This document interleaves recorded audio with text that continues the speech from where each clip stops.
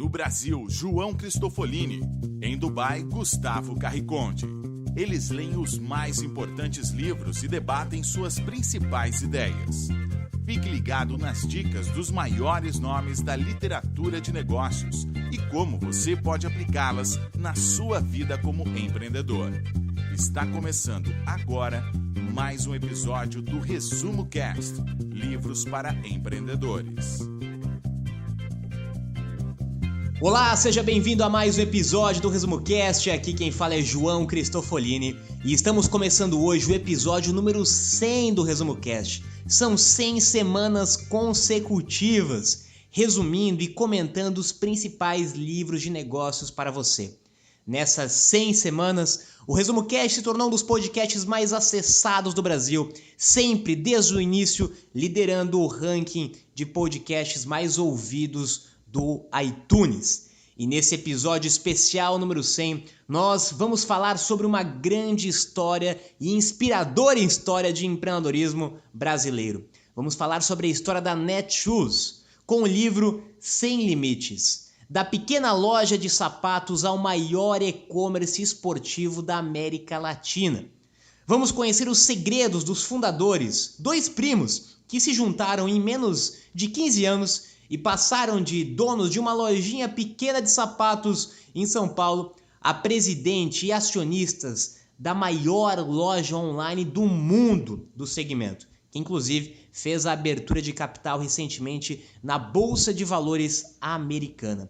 Uma história de muita luta, uma história de muita determinação, muita resiliência, muita dificuldade, assim como todas as outras histórias que nós já vimos de negócios e empreendedorismo aqui no Resumo Cast. Uma história também de uma empresa que abriu e literalmente iniciou um novo mercado no Brasil, o mercado de e-commerce, e com isso passou por muitas dificuldades até em menos de 15 anos se tornar um dos maiores cases de negócios da atualidade. Então seja bem-vindo que estamos começando agora o episódio número 100 com o livro Sem Limites.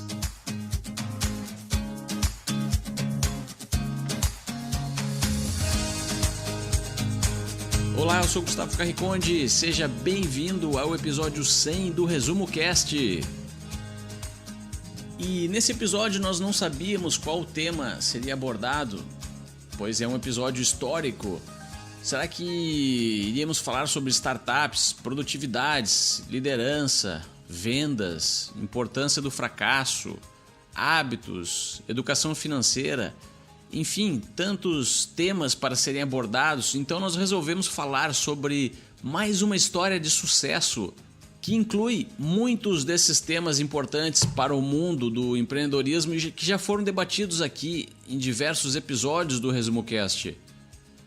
E essa é a história da Netshoes. A Netshoes é uma empresa que hoje está avaliada em alguns milhões e começou a sua história por volta do ano 2000. Hoje ela é um dos maiores e-commerces do Brasil e do mundo, com faturamentos na casa de bilhões. Tudo começou com a ideia de um negócio tradicional de vendas de calçados.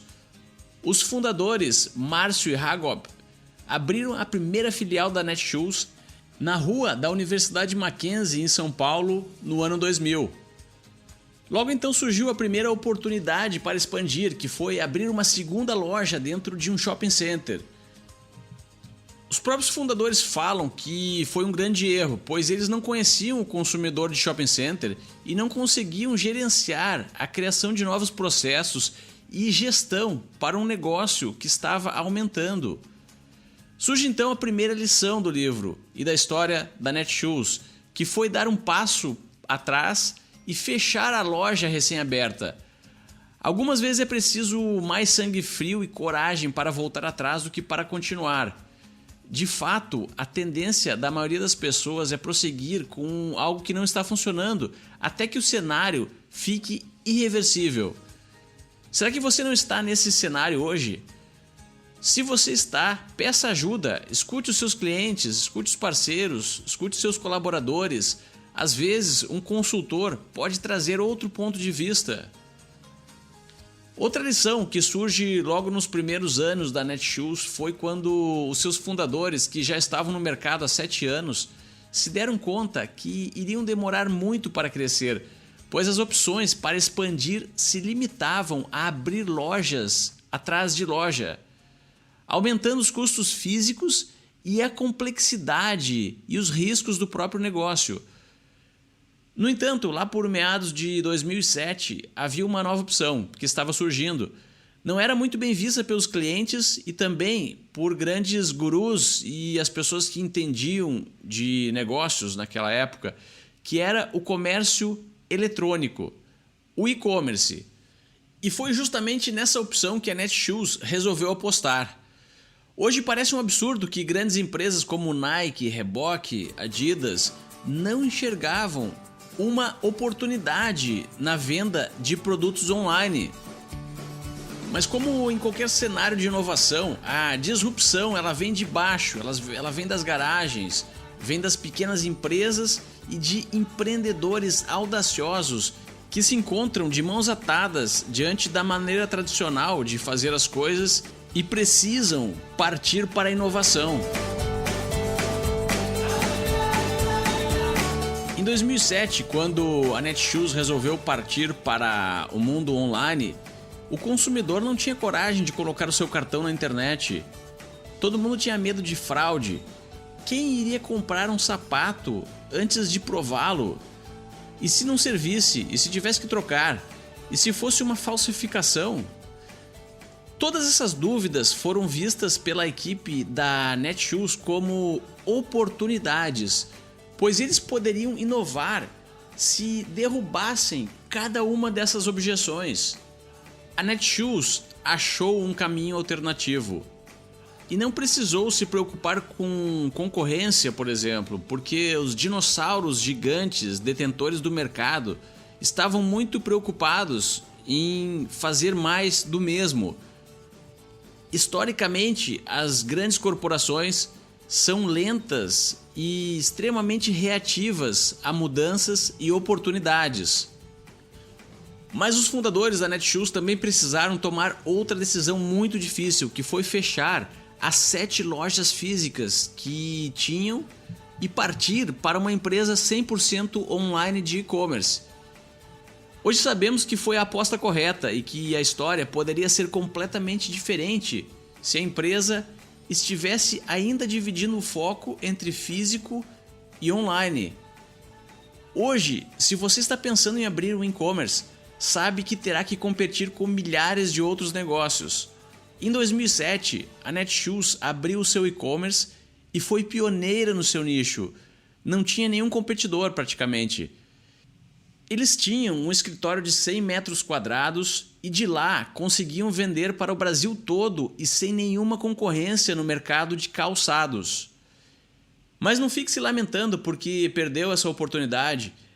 Eles não ficaram se lamentando em 2007 porque não haviam fundado a Nike ou a Reebok, por exemplo. Pense nos seus problemas e oportunidades de hoje. Não importa o ano que você esteja escutando esse áudio. Você pode estar escutando em 2017 ou em 2087. Sempre haverão novas oportunidades e também sempre haverão aqueles que se fazem de vítimas e só reclamam e aqueles que ousam. Escolha quem você quer ser. Gustavo, como de costume aqui nas nossas histórias de empreendedores e empresas de sucesso, eu quero destacar alguns elementos, alguns pontos cruciais desde o início da construção da empresa até o seu sucesso. Começando com a parceria entre os dois sócios.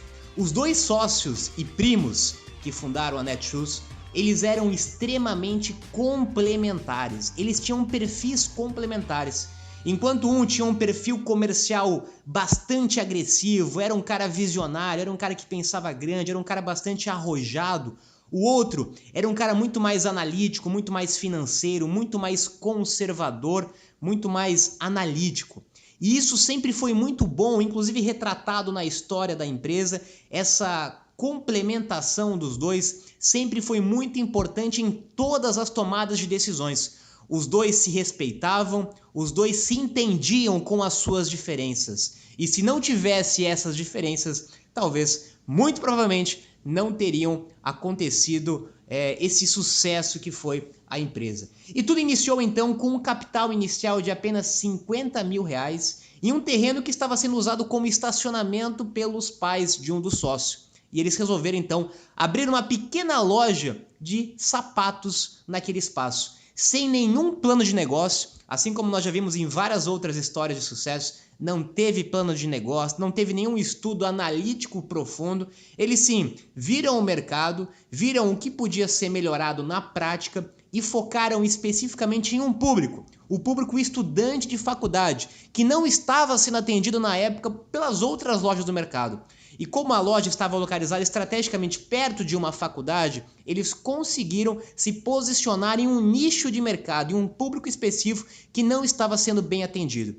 Outro ponto interessante é que o Márcio, ele pediu demissão do seu emprego para se dedicar integralmente à empresa. Ou seja, ele acreditava no projeto, ele acreditava no sonho e ele estava disposto, naquela idade que ele tinha, ainda jovem, de se dedicar exclusivamente ao negócio, mesmo que ele não desse certo.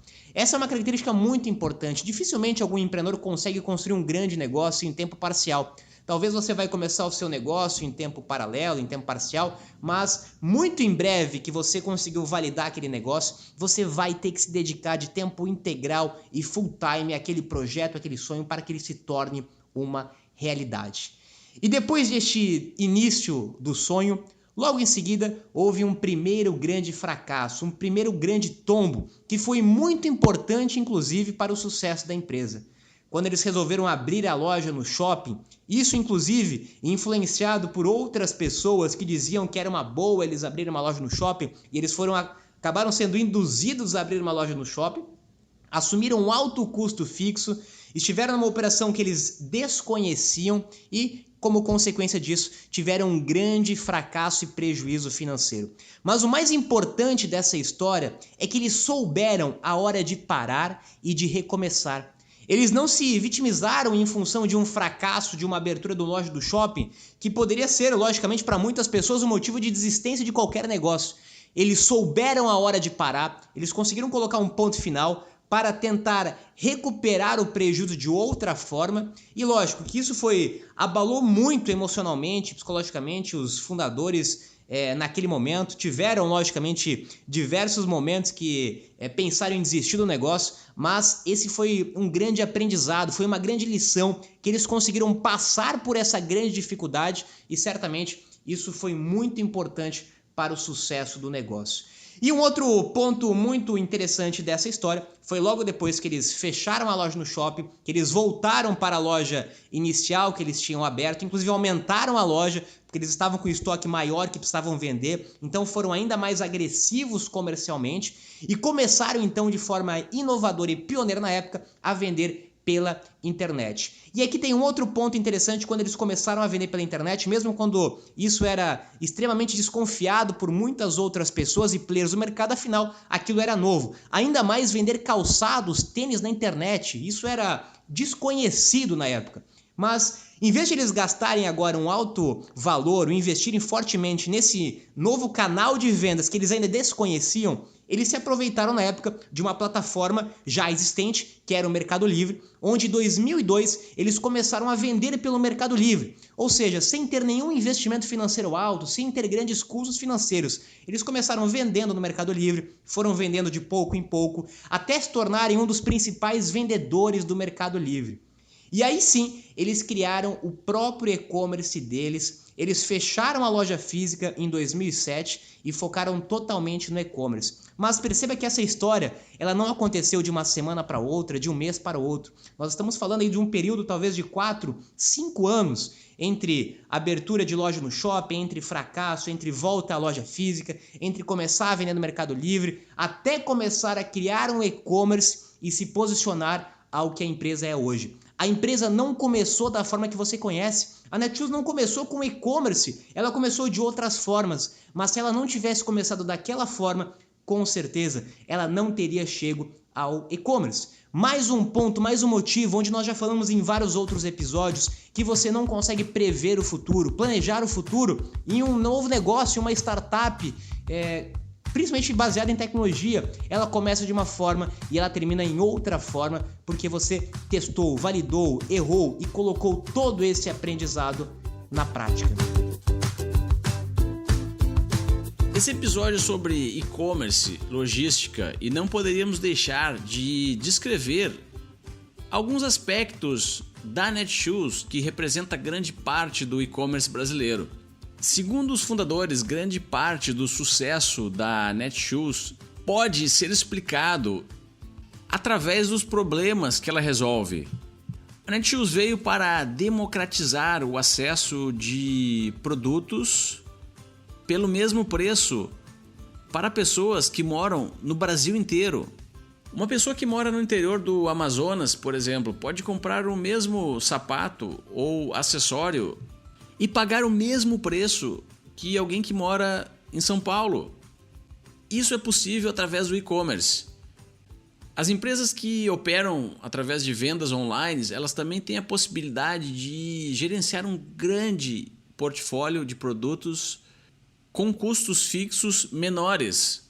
Não é preciso ter diversas lojas diferentes em diversos pontos da cidade. Os produtos eles podem estar todos agrupados num centro de distribuição. Quem vende online também consegue entender o comportamento e necessidade dos clientes com mais rapidez. É possível monitorar hábitos de compra e identificar melhores formas de servir o cliente.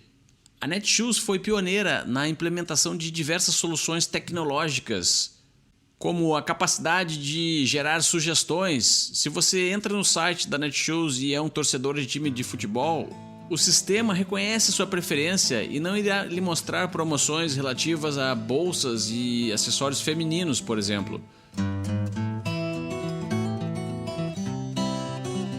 Gustavo, e é interessante ressaltar também que, além de todas as vantagens que hoje são facilmente entendidas de se vender pelo e-commerce, naquela época, como isso era desconhecido, eles praticamente tiveram que criar o mercado do zero.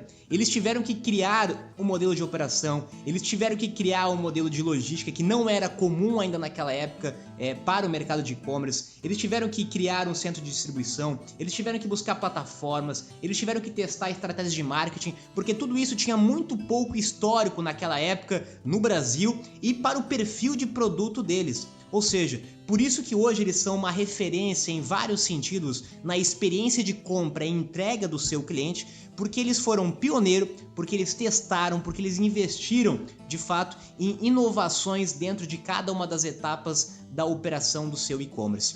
E outro ponto interessante, os primeiros funcionários da Netshoes, eles estão até hoje dentro da empresa.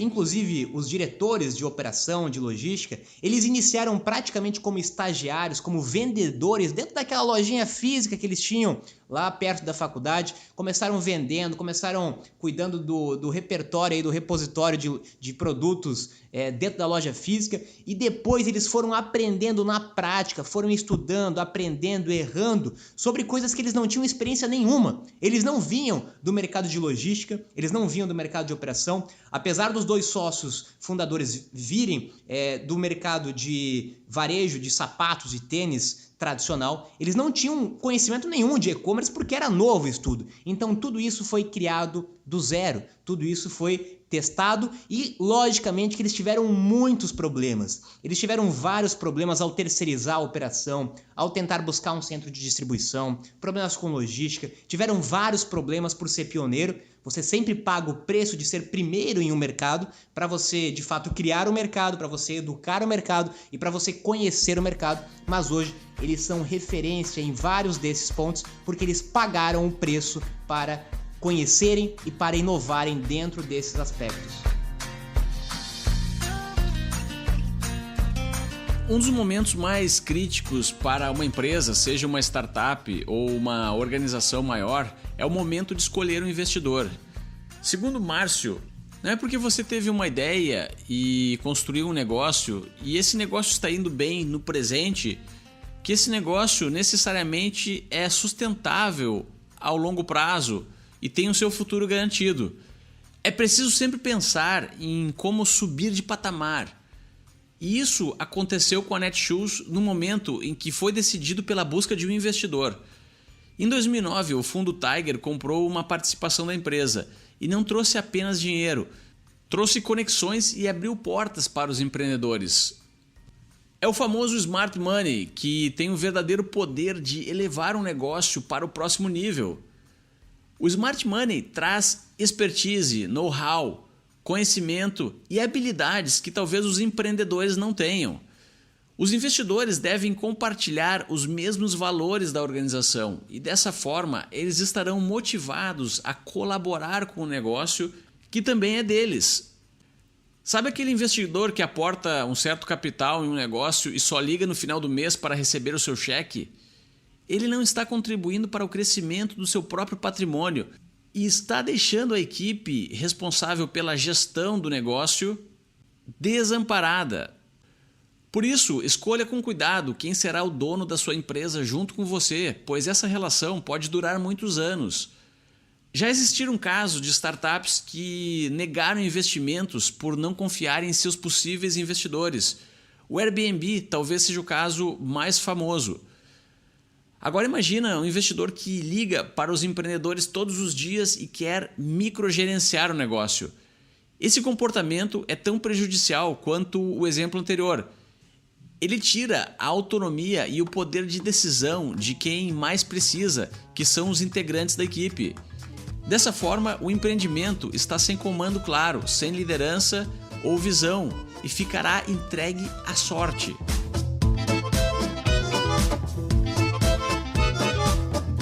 Em 2008, eles receberam a primeira oferta de compra no valor de 42 milhões de reais, que eles acabaram na época negando.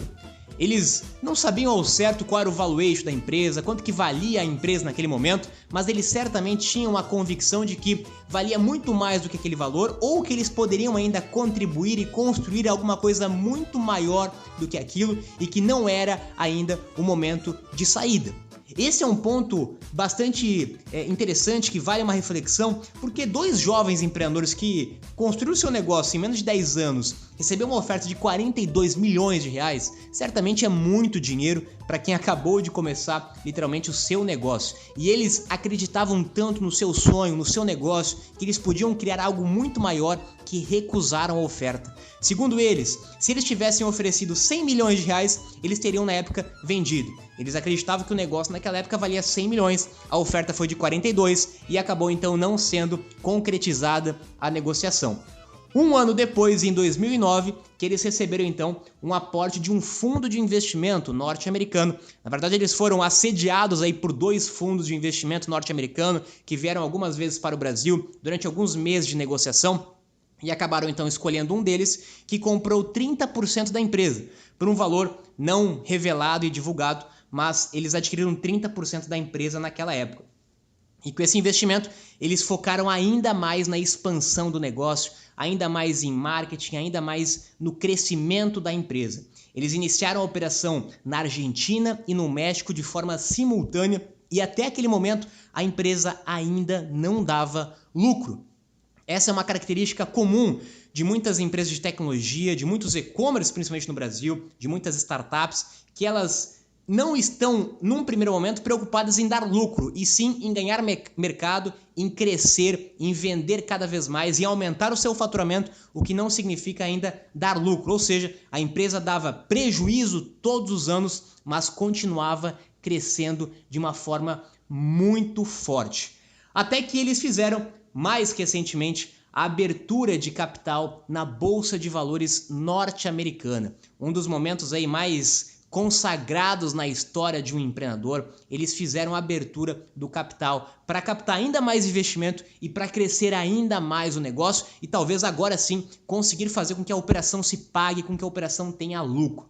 Eles atingiram um faturamento de mais de 1,7 bilhões de reais naquele momento. Ou seja, aquela pequena lojinha de sapatos que começou na frente da faculdade se tornou um dos maiores e-commerces do mundo, com capital aberto na Bolsa de Valores americana e faturando mais de 1,7 bilhão de reais. Imagine então se eles tivessem abandonado o negócio quando eles fecharam aquela lojinha do shopping, aquela lojinha do shopping não deu certo, ou se eles não tivessem entrado no e-commerce, ou se eles tivessem vendido talvez naquela primeira oferta de investimento. Certamente muito do que existe da história da Netshoes não estaria sendo contada nesse momento.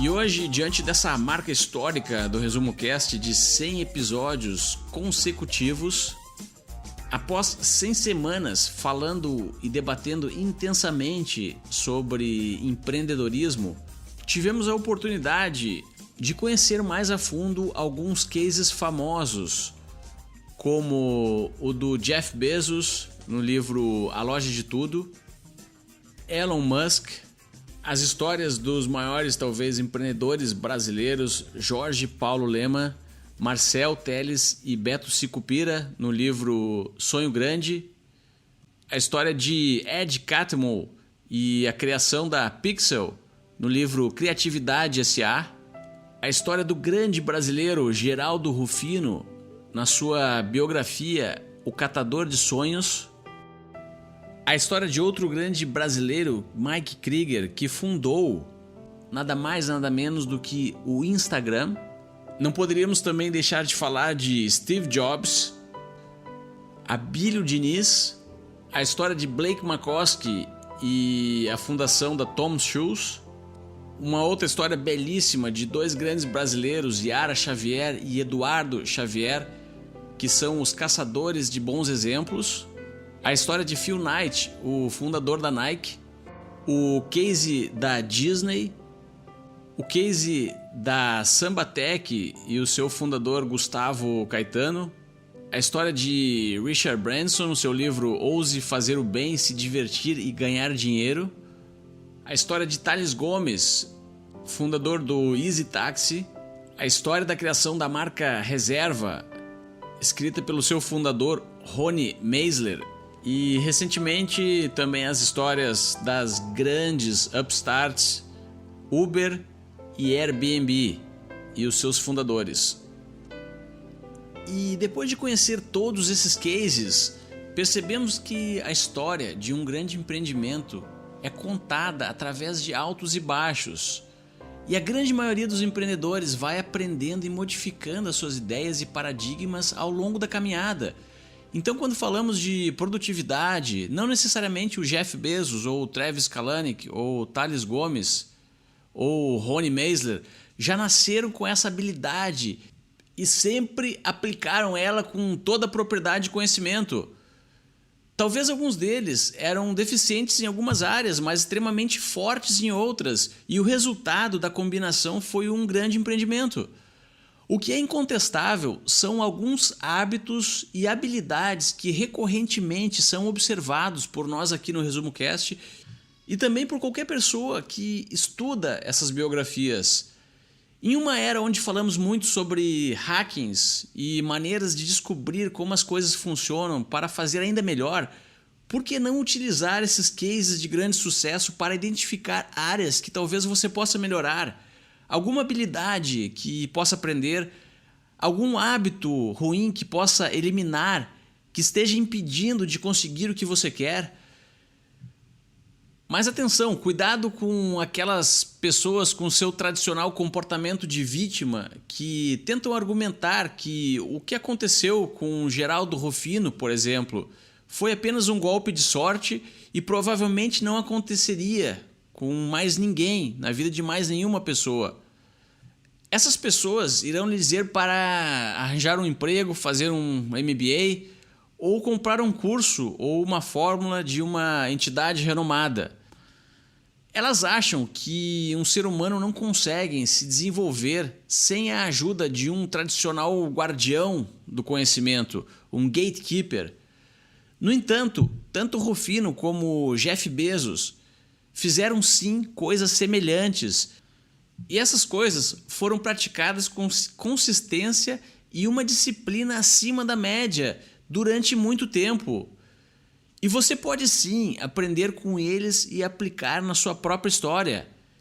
É isso que entregamos aqui semanalmente no ResumoCast, de forma gratuita e até hoje, consistentemente durante 100 semanas.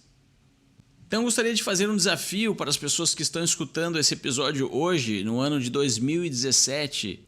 Entre no grupo nosso do Facebook e coloque lá algumas possibilidades de inovação e disrupção no seu mercado ou na sua indústria ou em algum setor que você conhece. Assim como o e-commerce não era óbvio há 10 anos atrás, mas algumas pessoas conseguiram enxergar essa oportunidade, eu quero que você coloque lá no grupo do Facebook quais são as oportunidades que você enxerga hoje.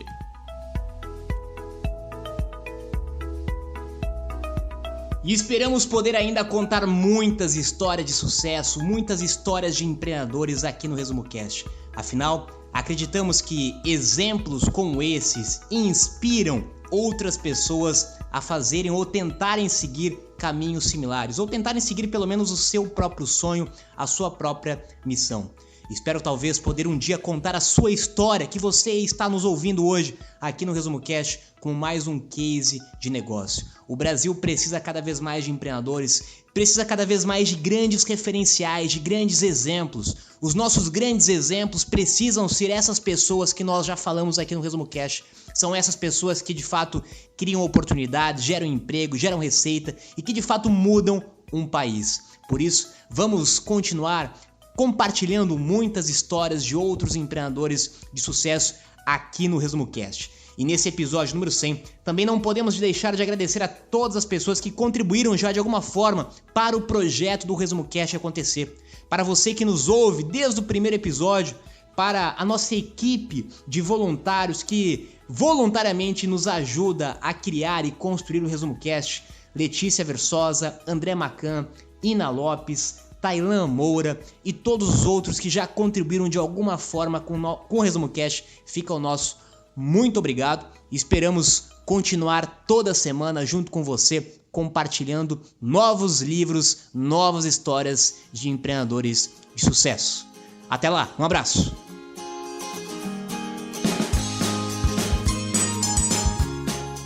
E eu gostaria então de deixar aqui novamente o meu muito obrigado a toda a equipe do ResumoCast, ao André, a Letícia, a Ina e o Tailan, que ajudaram o ResumoCast a chegar onde ele está hoje. Obrigado também a todos que entram em contato com o ResumoCast semanalmente através de e-mail, formulário do site, através do Facebook. São empreendedores que se identificam com o propósito do ResumoCast, que é empoderar a humanidade com o conhecimento dos livros. E se você também se identifica com esse propósito, compartilhe o nosso conteúdo e continue nos acompanhando e nos apoiando para seguirmos firme em nossa jornada. Rompemos a marca dos 3 dígitos. Conseguimos o 100º episódio consecutivo. Obrigado então a você que nos escuta e que nos acompanha e que permite que nós tenhamos um pedaço da sua vida e do seu tempo. Foi você que tornou essa jornada possível. Agora eu me despeço aqui de Dubai, tenham todos uma ótima semana e até o próximo episódio.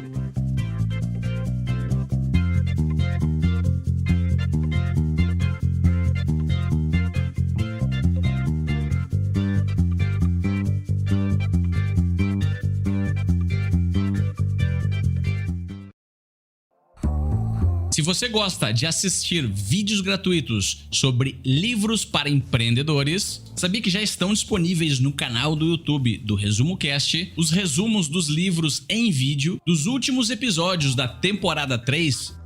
Basta abrir o seu aplicativo do YouTube ou o site do YouTube no seu computador e procurar pelo nosso canal digitando ResumoCast. Te vejo por lá.